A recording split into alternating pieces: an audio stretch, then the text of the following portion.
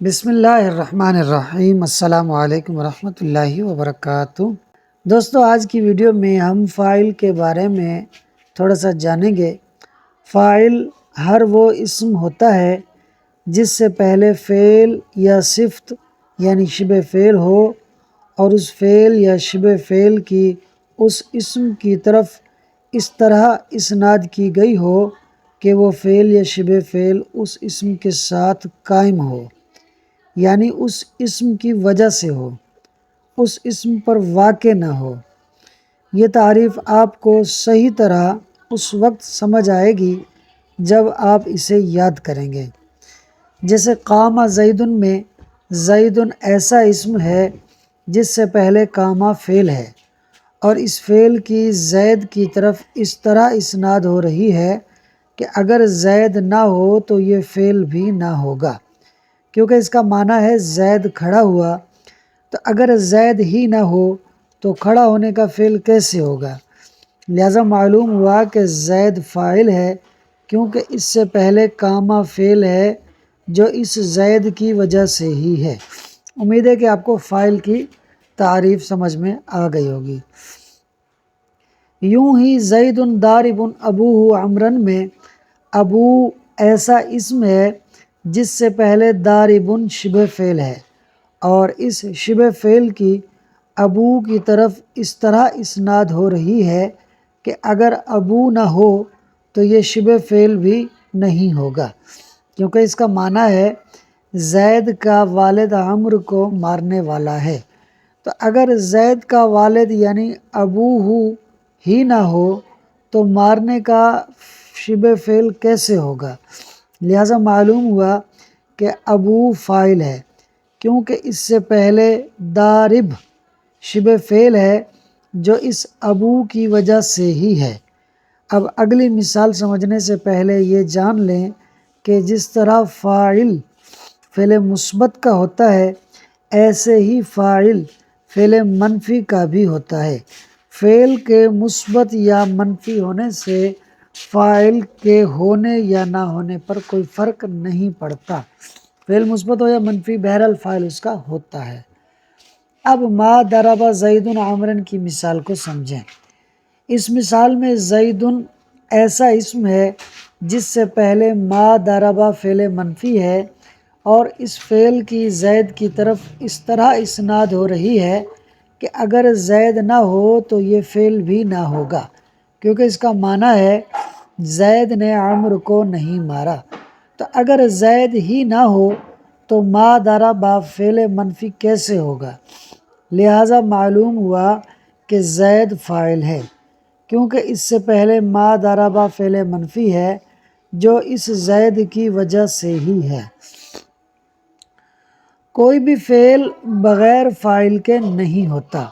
ہر فعل کا کوئی نہ کوئی فاعل ضرور ہوتا ہے، چاہے وہ اس میں ظاہر ہو، جیسے ذہب زیدن میں زیدن جو کہ اس میں ظاہر ہے، ذہب فعل کا فاعل ہے، چاہے وہ فاعل ضمیر بارز ہو، جیسے ضربت زیدن میں تو یعنی تا جو کہ ضمیر بارز ہے، ضرب یعنی ضرب فعل کا فاعل ہے، چاہے وہ فاعل ضمیر مستتر ہو، جیسے زید ذہب میں ذہب فعل میں ہوا جو کہ ضمیر مستتر ہے، ذہب فعل کا فاعل ہے۔ اب یہ بھی جان لیں کہ جس فعل کا مفعول بہ آتا ہے اسے فعل متعدی کہتے ہیں۔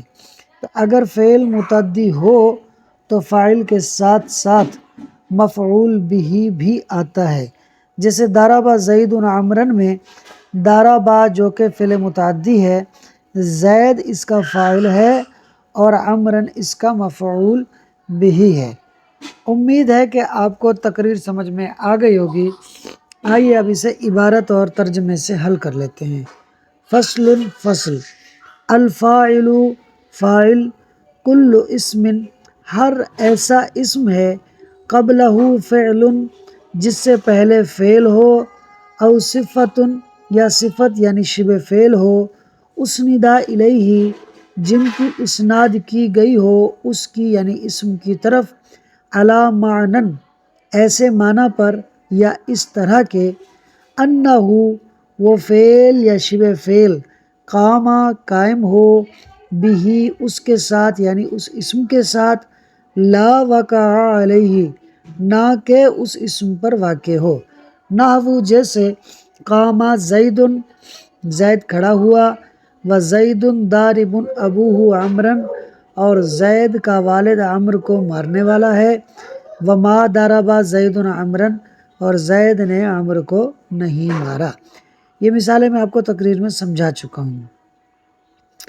وَكُلُّ فِعْلٍ اور ہر فعل لا بد لہ ضروری ہوتا ہے اس کے لیے، یعنی ہر فعل کے لیے ضروری ہوتا ہے من فاعل مرفوع مرفوع فاعل میں سے کچھ، یعنی ہر فعل کے لیے مرفوع فاعل ہوتا ہے، مظہر چاہے وہ اس میں ظاہر ہو، کا ذہب زید جیسا کہ ذہب زید میں زید، او مضمر بارز یا پھر وہ ضمیر بارز ہو، کا ضربت زیدن میں ضربت کے اندر تا، او مستتر یا پھر وہ ضمیر مستتر ہو، کا زید ذہب اس میں ذہب میں ہوا ضمیر۔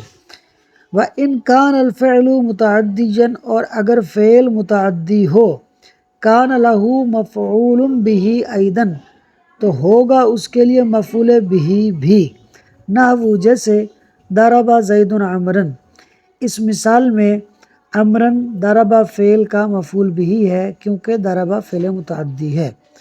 امید ہے کہ آپ کو عبارت اور ترجمہ بھی سمجھ آ گیا ہوگا۔ ویڈیو اچھی لگی ہو تو ویڈیو کو لائک اور شیئر کر دیں اور پرائڈ ایجوکیشن یوٹیوب چینل کو سبسکرائب کر لیں۔